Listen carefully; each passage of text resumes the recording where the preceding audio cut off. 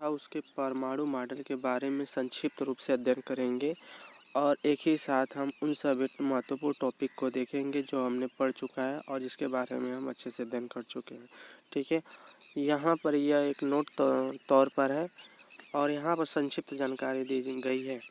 तो चलिए स्टार्ट करते हैं। तो हमें देखेंगे हमने क्या सीखा। ठीक है, इलेक्ट्रॉन और प्रोटॉन की खोज क्रमशः जे थॉम्सन और गोल्डस्टीन ने की।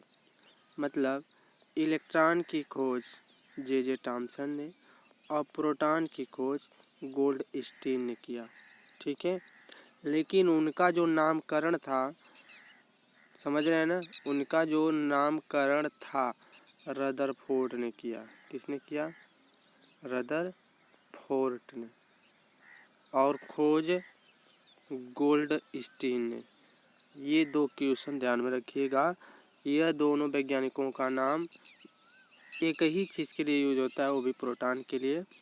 तो जो प्रोटॉन है वह प्रोटॉन की खोज गोल्डस्टीन ने किया था और उनका नाम कि मतलब जिसको हम प्रोटॉन नाम दे रहे हैं रदरफोर्ड ने किया था।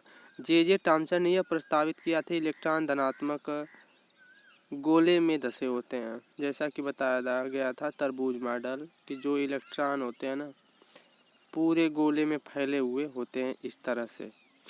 ठीक है, यह किसने किया था? जे थॉम्सन, जिसे तरबूज का परमाणु मॉडल भी कहते हैं। ठीक है, आगे की तरफ चलते हैं तो हमें मिलता है कि रदरफोर्ड के अल्फा कणों के प्रकीर्णन के प्रयोग से परमाणु केंद्रक की खोज हुई। तो यहाँ पर हम कह सकते हैं कि परमाणु केंद्रक की खोज किसने किया? मतलब किसी भी नाभिक केंद्र, जिसे हम केंद्र बोलते हैं या नाभिक बोलते हैं, इसकी खोज रदरफोर्ड ने किया था। किसकी मदद से? अल्फा कणों की मदद से। मतलब रदरफोर्ड ने अल्फा कणों की मदद से परमाणु केंद्रक की खोज किया। रदरफोर्ड के परमाणु मॉडल ने प्रस्तावित किया। उनके परमाणु मॉडल में क्या था? तो उनके परमाणु मॉडल में यही था कि परमाणु के अंदर बहुत छोटा केंद्रक होता है। मतलब यह जो परमाणु आप देख रहे हैं इस तरह से, यह मान लेते हैं एक परमाणु है, इसके अंदर एक छोटा सा केंद्रक होता है। ठीक है, जिस छोटा सा भाग होता है, जो यह भाग धनात्मक होता है। कैसा होता है भाग? धनात्मक। मतलब इसमें प्लस चार्ज होते हैं। तो आप जानते हैं कि प्लस चार्ज किस पर होता है? इलेक्ट्रॉन पर माइनस चार्ज होता है, प्रोटॉन पर प्लस चार्ज होता है। इसका मतलब बीच वाले हिस्से में प्रोटॉन रहते हैं। क्या रहते हैं? प्रोटॉन रहते हैं। ठीक है, और इसी बीच वाले हिस्से को हम नाभिक भी कहते हैं या केंद्रक भी कहते हैं। ठीक ना। और इलेक्ट्रॉन केंद्रक के चारों ओर घूमते हैं और जो इलेक्ट्रॉन है इसके चारों ओर ऐसे ऐसे चक्कर लगाएंगे। कई कक्षाओं में चक्कर लगाते हैं। ठीक है, और हर कक्षाओं में इलेक्ट्रॉनों की संख्या फिक्स होती है। इतनी बात याद रखिएगा। बट पहले ये याद रखिए कि जो इलेक्ट्रॉन होते हैं नाभिक में नहीं रहते हैं, कतई नहीं रहती। यहाँ पर प्रोटॉन होते हैं। इनके बाहरी जो कक्षा होती है उनके लिए अलग लाइन होती है, उनके अंदर वो इलेक्ट्रॉन चक्कर लगाते हैं। ठीक है, लेकिन जे थॉम्सन ने बताया था कि इलेक्ट्रॉन ऐसे ऐसे फैले रहते हैं, ऐसे ऐसे चारों तरफ।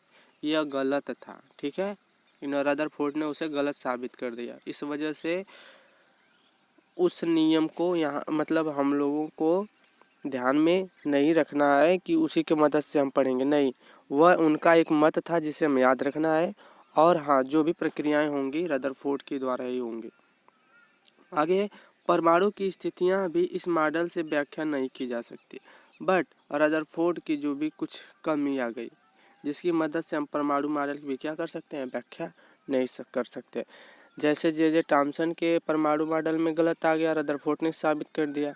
रदरफोर्ड के परमाणु मॉडल में भी कुछ गलतियां आ गई जिनका उपयोग कुछ हद तक रुक गया।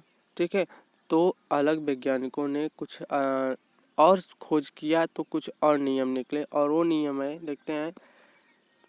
नील बोर द्वारा दिया गया परमाणु मॉडल अत्यधिक सफल था। लास्ट में नील बोर नाम के जो वैज्ञानिक थे उन्होंने परमाणु बारे में बताया, परमाणु मॉडल दिया। उन्होंने क्या किया?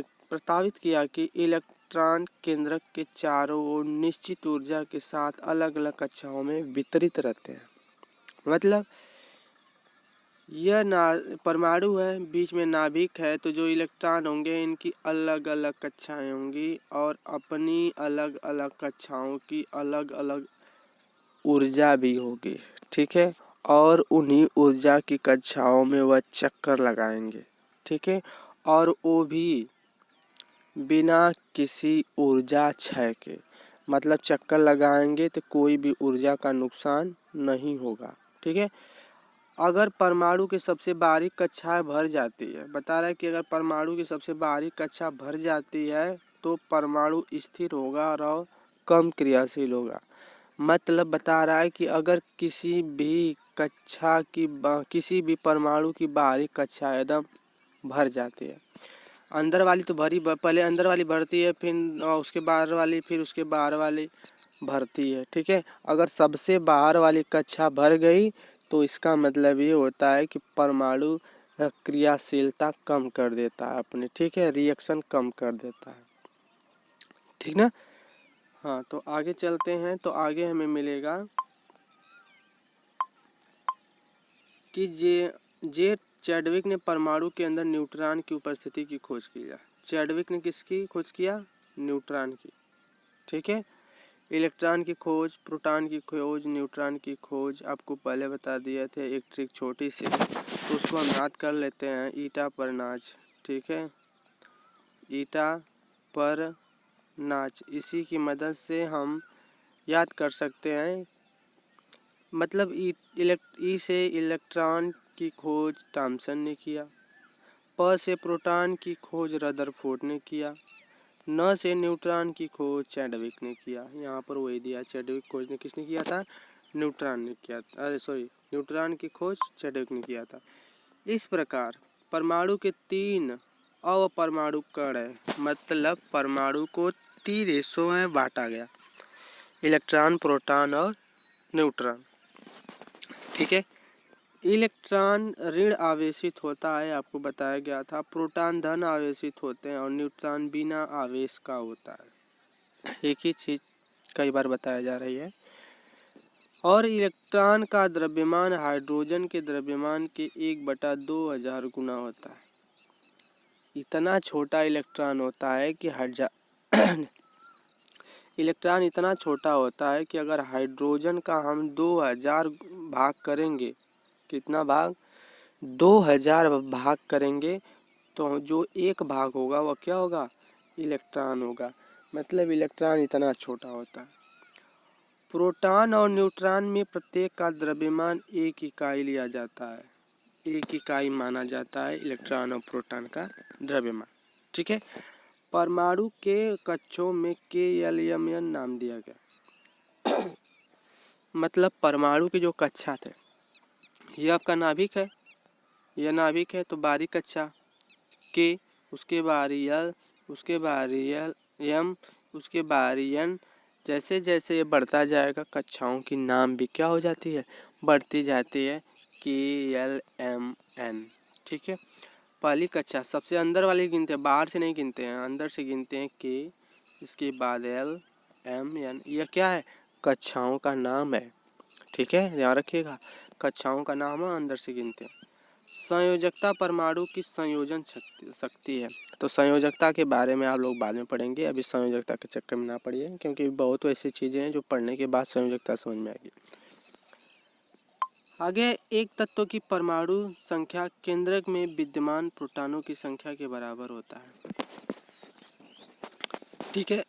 बता रहा है कि जो परमाणु संख्या है प्रोटॉनों की संख्या की क्या है? बराबर होती है। मतलब आपकी परमाणु संख्या प्रोटॉन की संख्या के ठीक इक्वल माना जाता है, और ये दोनों इलेक्ट्रॉन के भी बराबर होते हैं। मतलब इलेक्ट्रॉन, प्रोटॉन और परमाणु संख्या तीनों बराबर होते हैं। वीडियो देखने से ही केवल काम नहीं चलेगा, आपको ये चीज़ें पढ़नी भी पड़ेगी, ठीक है। हमारा काम है कि हम आपको बता दे रहे हैं, और आपका काम ये है कि आप इसको याद रखिए। केवल पढ़ लेने और लिख लेने से ही काम नहीं चलता है, ठीक है। बोर्ड के एग्ज़ाम में आपको नोट नहीं दिया जाएगा। और हाँ, ध्यान रखिए, आप वही साथ ले जाएंगे जो आप पढ़े रहेंगे, ठीक है। तो मेहनत कीजिए और इसको अपने दिमाग में रखने का प्रयास कीजिए कि कौन कैसे है। पहला नया सिलेबस है तो हो सकता है कि दिक्कत हो पढ़ने में और याद करने में, लेकिन धीमे धीमे सब सही हो जाएगा जैसे जैसे समय आएगा, ठीक ना। बट आप अपने आप को कमज़ोर मत समझिए, ठीक है। तो अगली स्लाइड की तरफ चलते हैं। तो हमारी अगली स्लाइड में हमें मिलेगा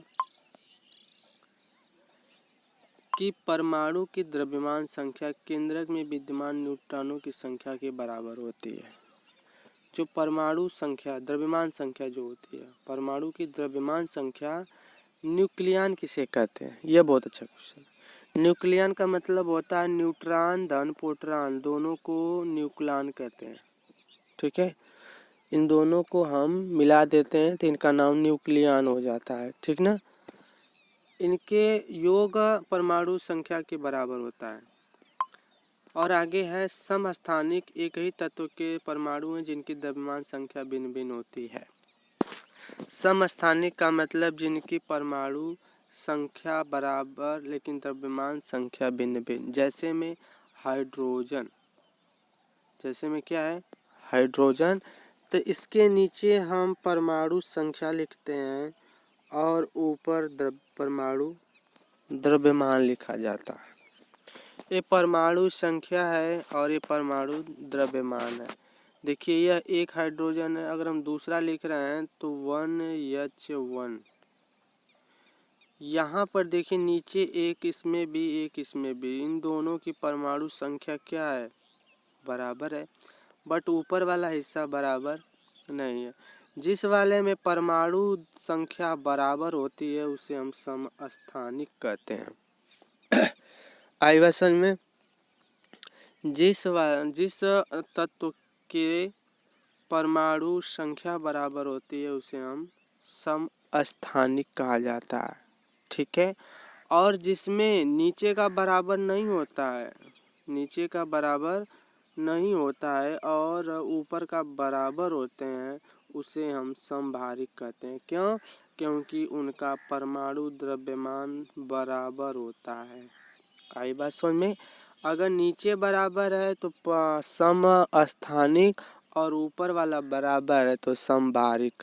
इन दोनों पॉइंट को याद कर लीजिएगा, यह हमेशा यूज होते हैं और हमेशा पूछे भी जाते हैं, समस्थानिक और समभारिक। एक बार फिर, समस्थानिक का मतलब होता है कि नीचे का बराबर और समभारिक का मतलब ऊपर का बराबर, ठीक है। आगे चलते हैं तो आगे हमें मिलेगा कि तत्वों को उनके प्रोटॉनों की संख्या के आधार पर